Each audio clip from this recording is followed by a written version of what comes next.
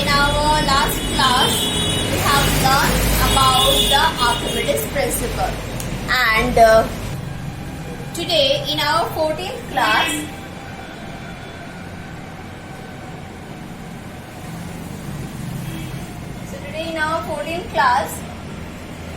I told you that we will be discussing on the practical application of the Archimedes principle. So there are three practical applications. Number one is to find volume of a body. Number two is determination of specific gravity of the material of a solid. It is very important because based on it, this law was first invented. Then condition of fluoridation of a body. So let us come to each and every section one by one. Before that, let us recapitulate the statement of the Archimedes principle. What was the statement of the Archimedes principle?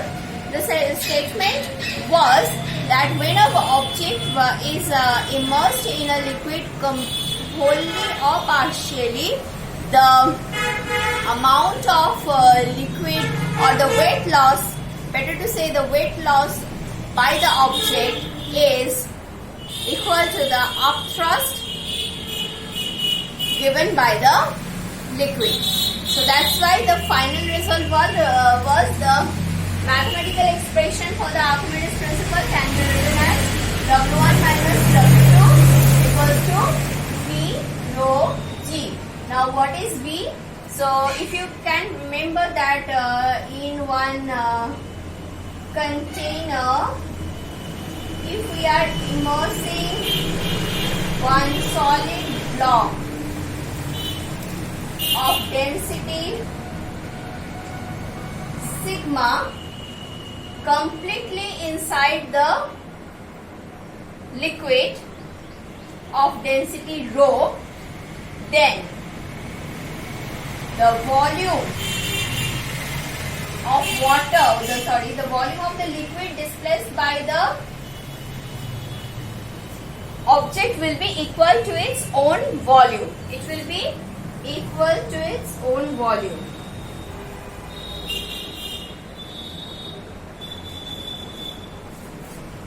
So,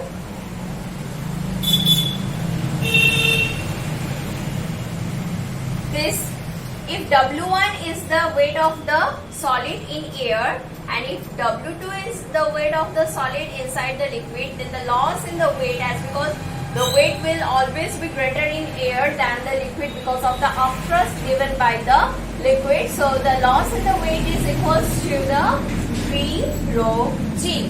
Now by using this relation, what we can find out that from this relation,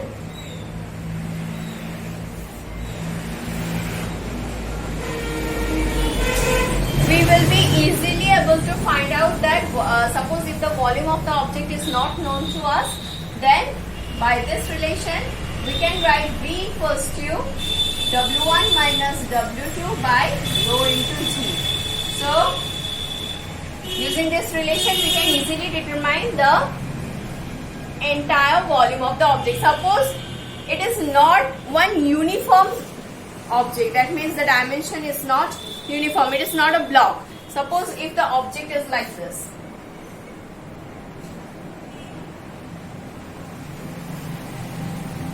Suppose a stone of non-uniform surface, then it becomes very difficult to determine its volume with any type of measuring instrument. Then this is the easiest way to determine the volume of the object. Okay. Now the next one.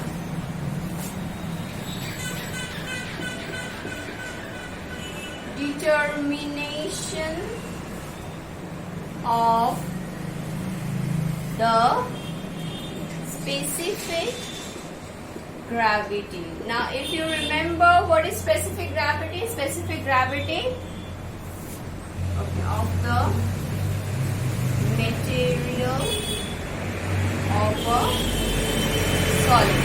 Let us first recapitulate what was specific gravity. I told in my first class of this mechanical properties of fluid. So over there we have the the specific gravity is the ratio of the density of the substance with respect to the density of the water at 4 degrees Celsius. So, at first let us write it down. Specific gravity or relative no, specific gravity.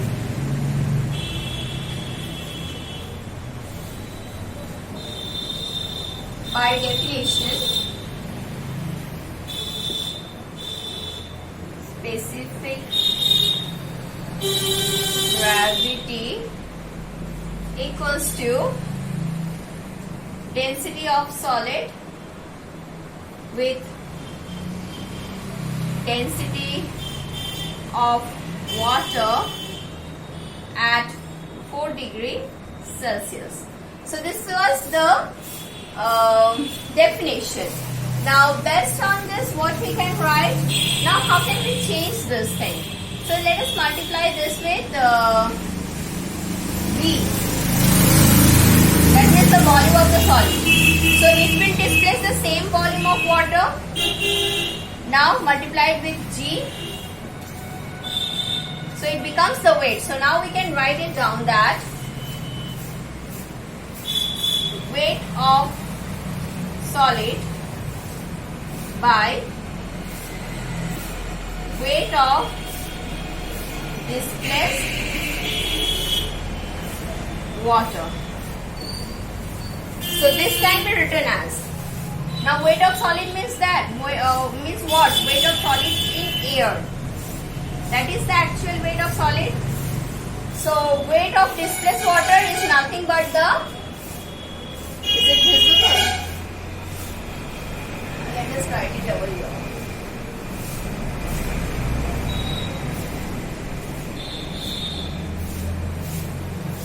So from this what we can write, therefore specific gravity equals to weight of solid in air by loss of weight of solid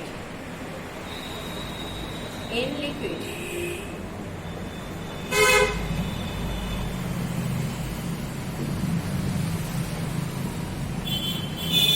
Let us keep it general.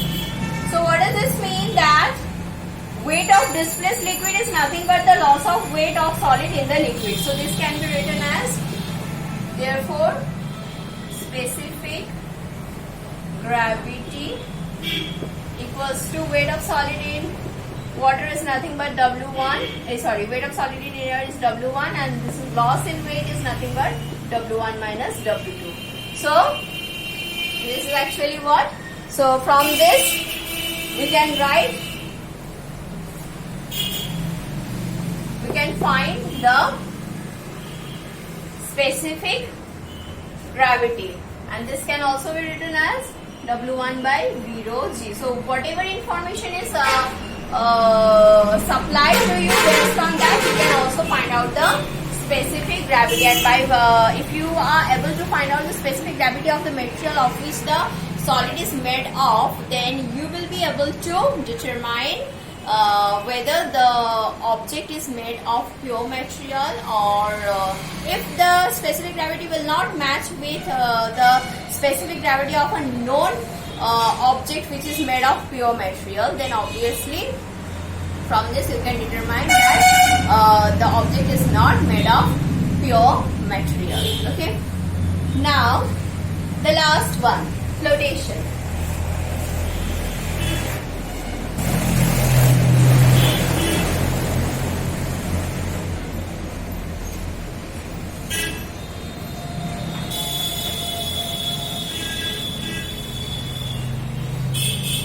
So condition of flotation.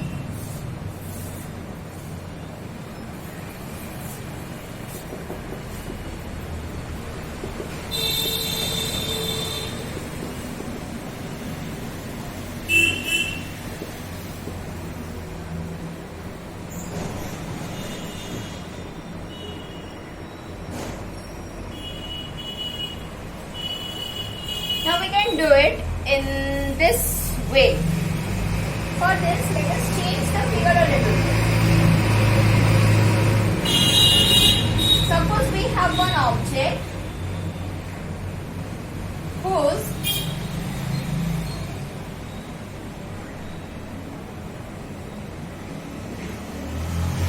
the density of the object is sigma.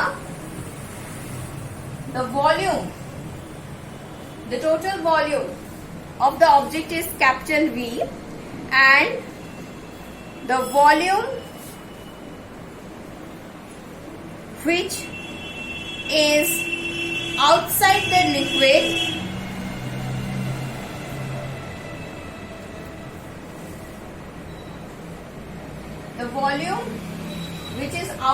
liquid is small v. So let us write it down. If an object of density sigma floats in a liquid of density rho with V volume outside the liquid,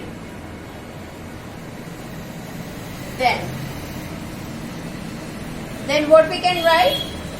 From this we can write that the volume of the object, then the volume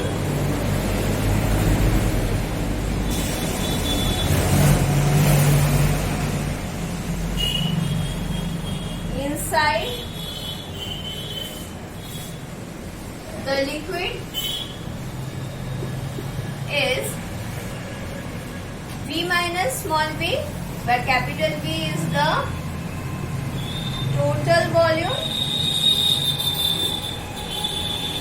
Therefore, now the weight of the displaced liquid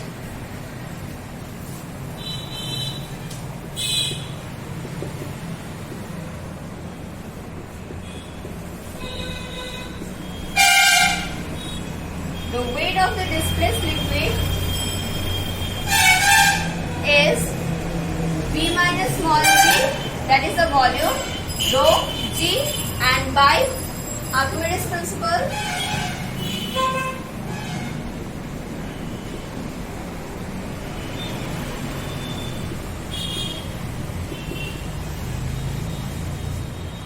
V minus V rho g is nothing but equals to this can be written as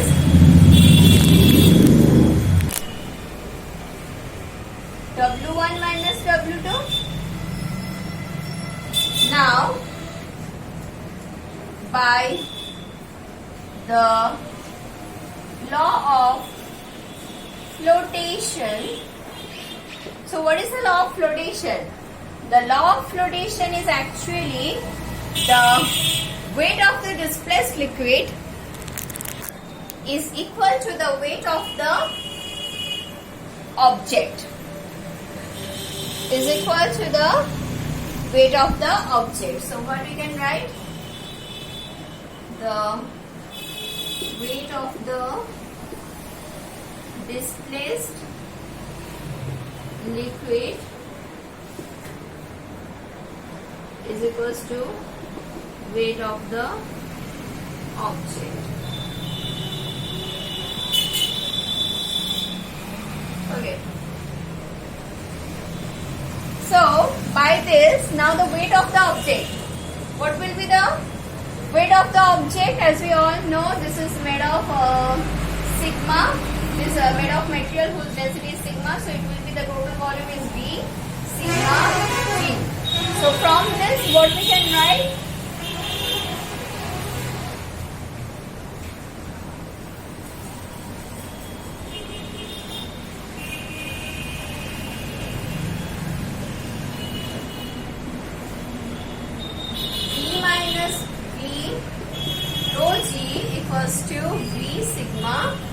G.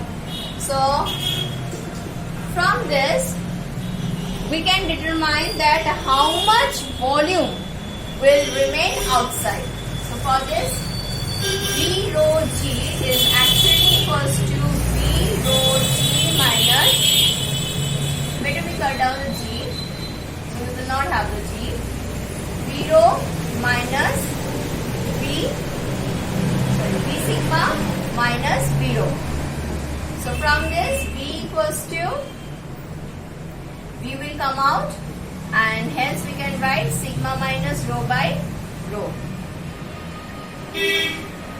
Suppose if the density of the object and the density of the liquid is known to you, then you can easily find out that in that liquid, that particular solid will, whether it will float or sink, and if it will sink, then this V will be equals to, when it will sink, okay, let me come to these relations one by one.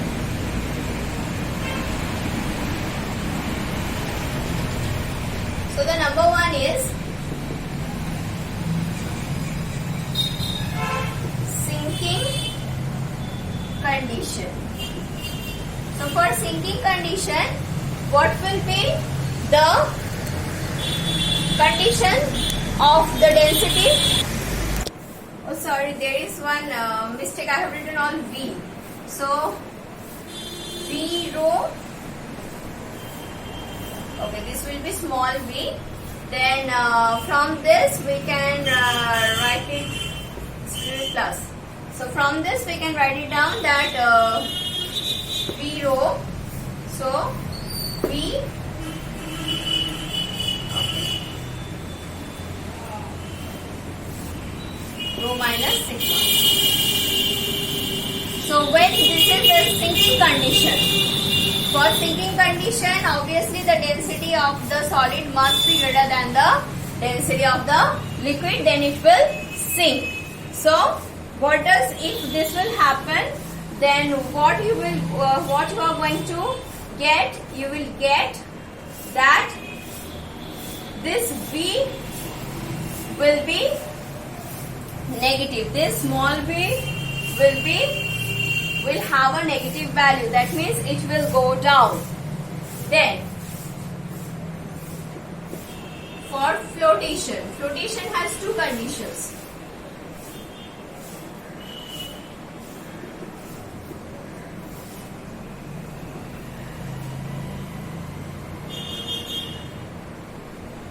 So number one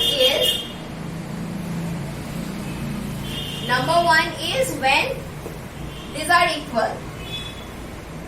When rho is equals to sigma, then what you are getting? Rho equals to sigma, then 0. So this V is becoming 0.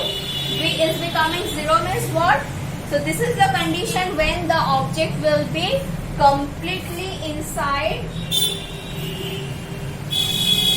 When the object will be completely inside the liquid, but it will be floating. That means its upper surface will be just below the top surface of the liquid.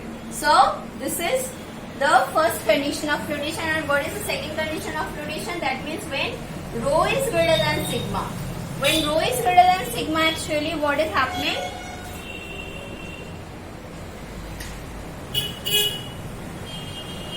When rho is greater than sigma, then this is becoming positive, so you are getting a positive V value. What was the previous diagram? It will explain the same in the previous diagram what we had. Okay, that means the object will float keeping some amount of volume above the liquid.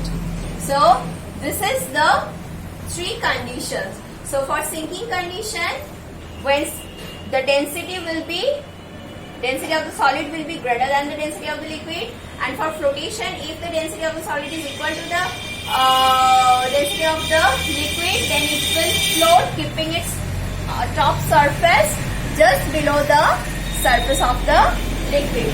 And for this type of flotation, that means when the object will float keeping a little bit amount of volume above the liquid, then we will get rho equals rho. That means the density of the liquid must be equals greater than the density of the solid.